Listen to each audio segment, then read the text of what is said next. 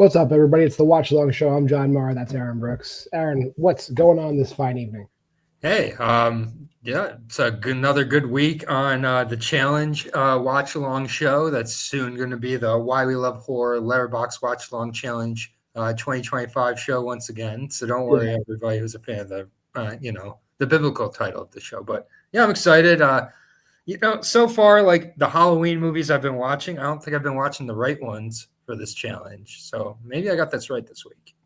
We'll see. Yeah, we're in our final week, and this is our challenge here. This is the 2025 Why We Love Horror Letterboxd Challenge, and this didn't start as our Watch Along challenge. But we're getting into other challenges, so this show will just always be like a recap of stuff we watched. So if you want to know what we're watching, and if you want to be cool like us, this is the show to watch it on.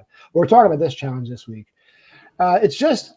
We're wrapping up October. I know it's the first week in November, but it's just the way it bleeds into it. We're one final Halloween movie, saying goodbye to Halloween. Pick any movie that takes place on Halloween, but it has to be a horror movie. Aaron, what did you watch? So I went with actually my second Lucky McKee movie of the year because he did have a segment in Tales of Halloween. He did. So I don't know which one, to be honest. The one that Pollyanna McIntosh is in. That makes sense. Yeah, I actually could have guessed that. Never mind. But in case you couldn't guess, 2002's May. I've seen this movie, and now I'm upset that I haven't seen this movie up to this point. Mostly, I'm going to blame this poster for why I haven't seen this movie. This poster looks like shit. I don't think this poster is very good, to be honest. I guess it's kind of cool not looking at it. But, like, I always thought the poster made it look like kind of just early 2000s bullshit. And it's much more than that. And it's too bad because 13-year-old me would have fallen in love with Angela Bettis. So maybe that's good that I didn't see this when it came out. She plays May. And whether or not she was originally written as an autistic bisexual character, she's an autistic bisexual icon, not just a character at this point. Yes. And she's incredible in this movie. It's really, really gross, like surprisingly gross. Like the general premise, I guess, is it's, like an incel girl who goes awry, who's a vet tech, and uses her skills from there to take it out on and make her own, perfect lover because everybody's flawed, basically. And like Anna Faris is in this movie. I had no idea till she popped up, and she's great in this movie. Everybody is really good in this movie. This movie is a legitimately great movie that just happens to also be a really great horror movie, which obviously we all know is possible. But I feel like a lot of non-horror fans could sink their teeth in this one, I think, if they got past the gore, because I feel like the character work is just so strong in here, and the performance from Angela Bettis as May is absolutely iconic. I think way back when I first got Letterboxd, when I was trying to just like show everybody how cool I was like, here's some horror movies you gotta see. And the very first movie I added to the list was May. So I'm ahead of the curve. With that. So like this is one of my favorite movies from our challenge so far this entire year. I think Angela Bettis is so good in May. Like I can't see her in anything else and be like, it's fucking May. Like that's how good she is as May. I agree. To this day, whenever she pops up, I'm like, because she's in that movie 12-Hour Shift. I'm like, oh, May's working at a hospital now. Yep. Yeah, she got another job. She had to get out of the animal field. Yeah. But it's like, just like her hyperfixations on things like the dolls. You're laughing at points in this movie and then feeling guilty. It's like perfect. It's just I have no notes for this movie. It's incredibly good. Watch May if you haven't. I'm not gonna say like Lucky McKee peaked with this, but yeah, I will say that Lucky McKee peaked with May. I don't know how you didn't. Yeah, I would assume not seeing much other Lucky McKee besides his Tales from Halloween. I would concur. Yeah, my movie also an earlier movie for a director we like. I watched Murder Party, which I didn't realize until I started watching it, and I probably should have known this already. That Jeremy Saulnier. Yes. And I was like, how do you get to Green Room from here? Like, not that this movie's bad, but it's like tonally just like, it's like one of these movies where like, and I always say this about a lot of movies, it's like him and his buddies just making a decent movie, but they're just fucking around and having a great time because the movie's like so like off the wall. It's like, it was made. It feels like it was made for them to just go back. Like, dude, remember when we made Murder Party? Wasn't that a fucking blast? I mean, it was very Evil Dead core. It felt And the like rest of us obviously a watching different story. Right. I just remember the raisins in the pumpkin bread. That's like Yes. my main thing I remember from the movie. So That just comes out of nowhere. It's like, is there races in this?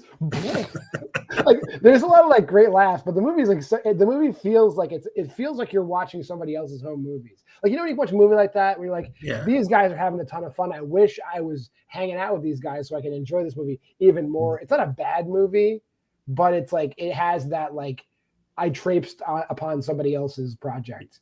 I mean, I'm famously not the biggest Green Room fan.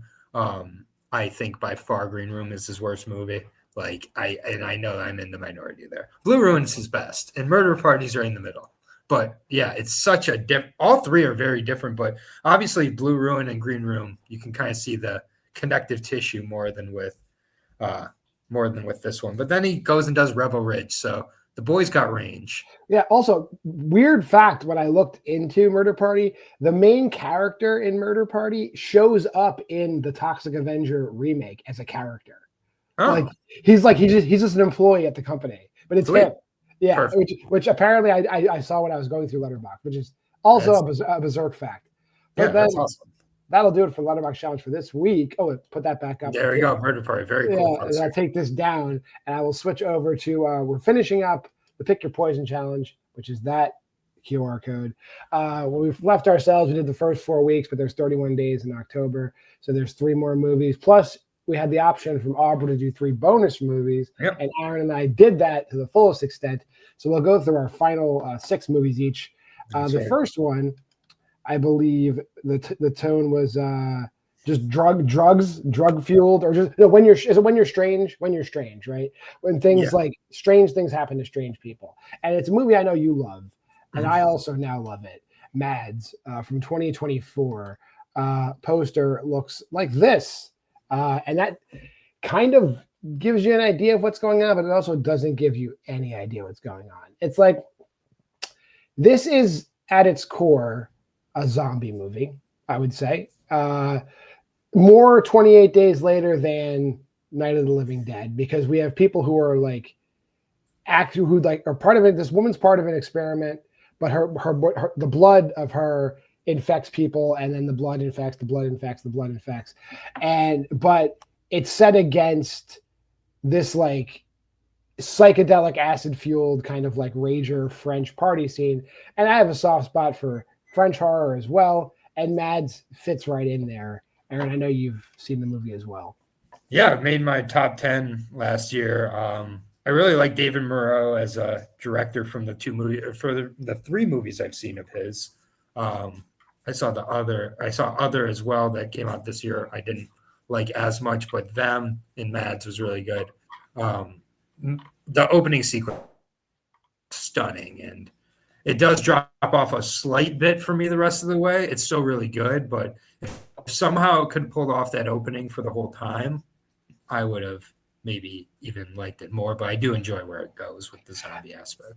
And I will say the camera work, I don't think it's one continuous shot, but it's pulled off like it's one continuous shot. It's like basically like Richard Linklater's Slacker, but not like that one movie I saw, was Fat Tuesday. Just like a rapid drug-induced going from character to character zombie movie in that fashion, where they have inane conversations and crazy shit's happening.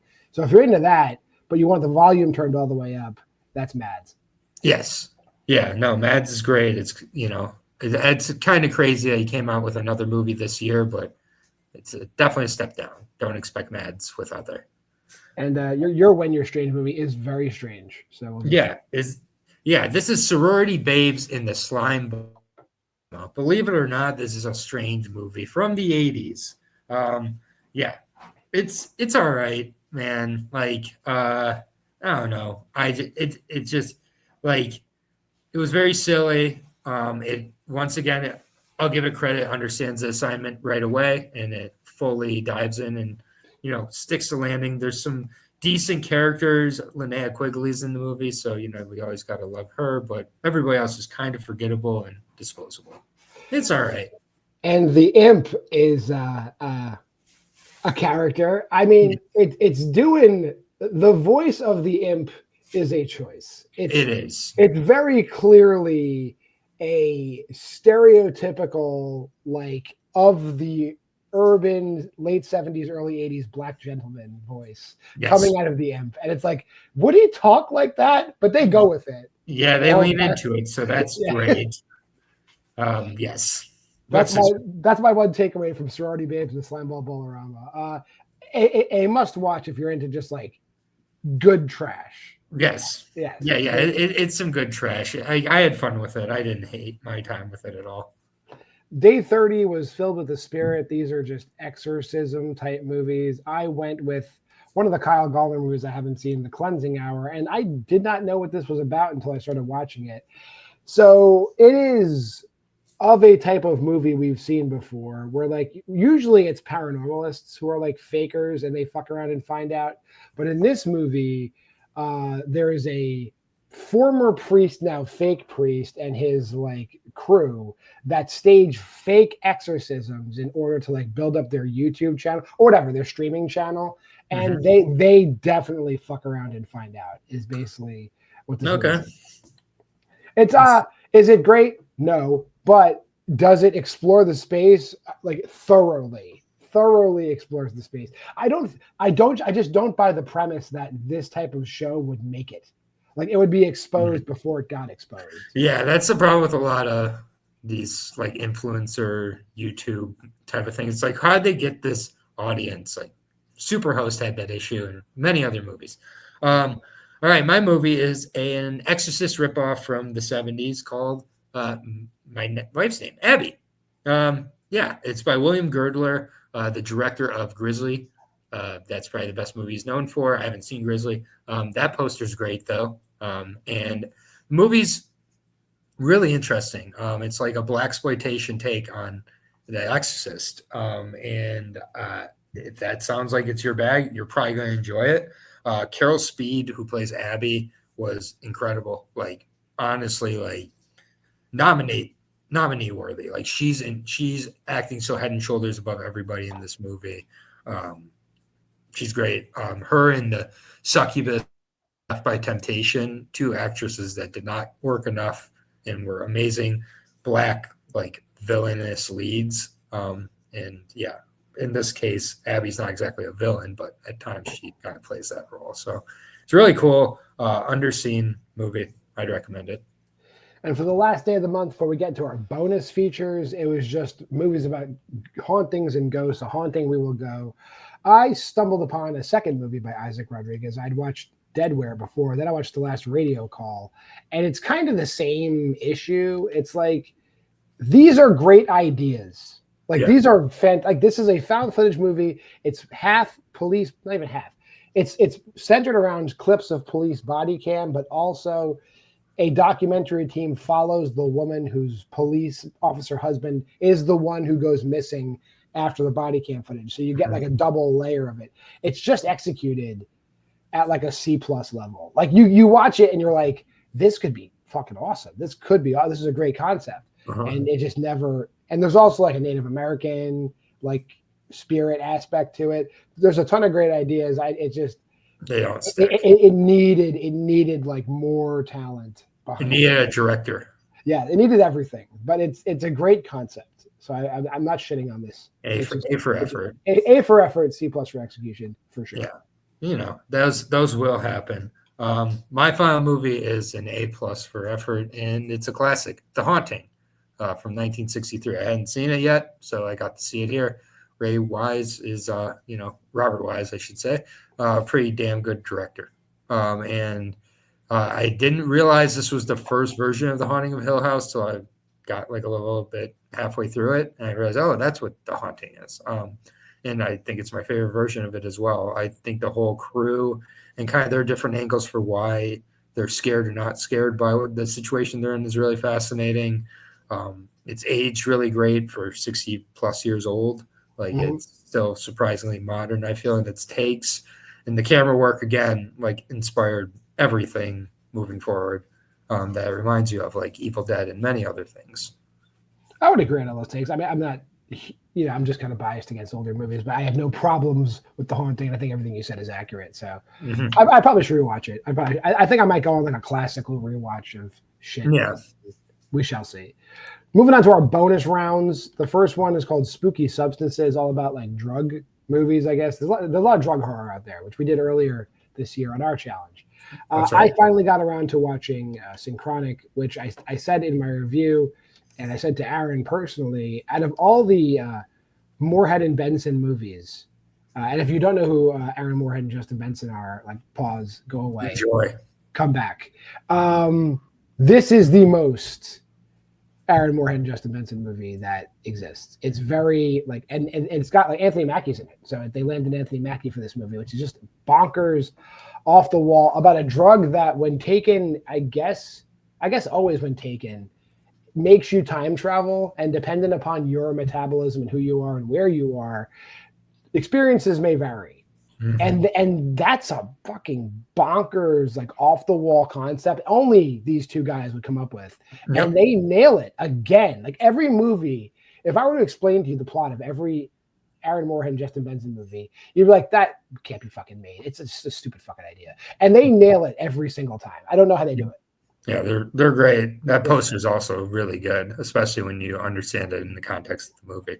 Yeah. My movie is a little bit of a change of pace, but also great. It's Brain Damage by Frank Henenlotter. This movie is insane. It's about basically, a guy whose brain is under a spell by a parasite who can make him see all these crazy ass hallucinations, and sex and drugs ensue from there, and boners, and just like a crazy practical monster. Because it's Frank Henenlotter, and this is my favorite Frank Henenlotter movie. It's a lovely surprise. Highly recommend it. Yeah, I like Brain Damage too. I'm more of a Frankenhooker fan than a Brain Damage fan, but we'll just agree to disagree. That's okay. Yeah, love Aylmer though, and just the fact that like everyone he comes in contact with becomes like a crazy ex-girlfriend is also a fantastic plot point. Yeah, it's insane. Second bonus round was The Deep Dark. These are movies about creatures that kind of live underground, I guess. This is a movie I remember maybe my dad was watching on TV when I was a little kid, and I remember my memories of it are better than actually watching it. I rewatched The Boogans from 1981, which basically, I will say, this is the boldest thing I might say today. Tremors owes everything to The Boogans, because this is basically about like a mining colony that digs a little too far and upsets creatures that live underground that are fucking ready to eat people, which sounds a little bit like Tremors to me. Yes, that sounds familiar. Yeah. Is it great? As a child, yeah, it was probably great. But the creature design is early 80s creature design, early 80s non-studio creature design. But the movie itself is fine. It's totally fine. This is like a fine 80s movie. You're not digging to the bottom of the barrel, but you're below halfway in the barrel if you're watching The Boogans. And speaking of below halfway in the barrel, I think that's what you're going to say about your movies here. Yeah, pretty much. We're probably in the same neighborhood. I'm not a big Chud fan after seeing it. Chud is my movie. It's very 80s, but not like in the way I enjoy. I thought the first 2/3 were incredibly boring. Then he finally takes over New York, or Chud starts taking, and it gets a little better, I guess. But man, this is missed potential. I think this could have been fun. The one thing I'll say about Chud, Daniel Stern. Yes, is one of the main characters. Like he shows up like, what the fuck is Daniel Stern doing there? And John Hurd, a little Home Alone, reunion there, or pre-Home Alone. There's a lot. Wouldn't it be great if the casting director of Home Alone's like, we got to get the guys from Chud for Home Alone? Yeah, these guys got to get back together. That's probably why the movie got started. That's what inspired Christopher Columbus to write the movie. Yeah, if he did, I don't know. There's a lot of actors in this movie where I was like, you. But I didn't exactly know who they were. The dude from Vision Quest who plays Otto, the guy who works with Loudon in the kitchen. He's in this movie. Yep. Yeah, I'm like, you're in this movie, and you're like, but that doesn't make the movie that much better. So yeah, a little bit. It's just a little levity in the movie. Yes. And finally, our final thing is just documentaries, Behind the Screams. I watched a documentary about a person I personally admire, and I admire him even more after watching the documentary. Smoke and Mirrors, the story of Tom Savini. I mean, I'm very familiar with Tom Savini. I think most of us are very familiar with Tom Savini. He looks like that. If you don't know who Tom Savini is, Sex Machine. Yeah, Sex Machine for sure, among other roles he's played. But like, yeah, and I'm also familiar with his work. Obviously, you see over his shoulder the thing from the Crate and Creep show. You see the original Jason and a bunch of other shit. But also, he's just like a great dude. Like he's a great dude. Like he raised his daughters mostly on his own. Like you find like all this crazy stuff, and I'm sure, and he's just a regular dude regular humble dude from Pittsburgh, who just loves life. Very Tom Savini, a legend. And I'm glad when they make documentaries on people who are still around. Especially when they're good people. That's wonderful because Lovecraft, H.P. Lovecraft was a piece of shit. Unfortunate for the 1920s, 1930s. He was weird, very weird. A lot of demons in there that got expressed through his monsters like Cthulhu. I learned that Cthulhu, he wrote it that way because it was supposed to be a word that you can't pronounce with a human mouth.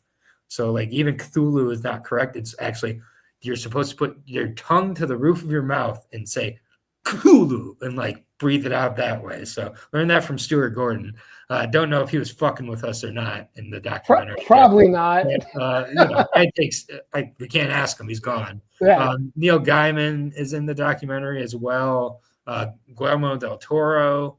And it's just like a really cool overarching history of H.P. Lovecraft. If you don't know a lot about him, this would, I feel like, be a good place to start. So, it doesn't shy away from the controversy either, which I commend the movie for. Well, that'll do it for this week. Going back to next week, though, we'll be back just the regular old, shorter Why We Love Horror challenge episodes. One more time, that is our challenge. Pause and check it out. And then this was Aubrey's challenge. We appreciate her giving us all these prompts. And if you're watching, thank you. Yes. But next week, just back to us. If we pick up anything else, we'll let you know. And we'll give you some previews of what will be coming on this show, because next year we have a big project that we're undertaking, but we're not going to spoil it yet. And if you made it this far in the video, like, comment, subscribe, and share. Go to the Facebook group at Why We Love Horror. Check out those challenges. Check out our Letterboxd to see our reviews of all these movies. Until next time, I'm JWMaher, and that's Aaron Brooks. Here comes that schedule.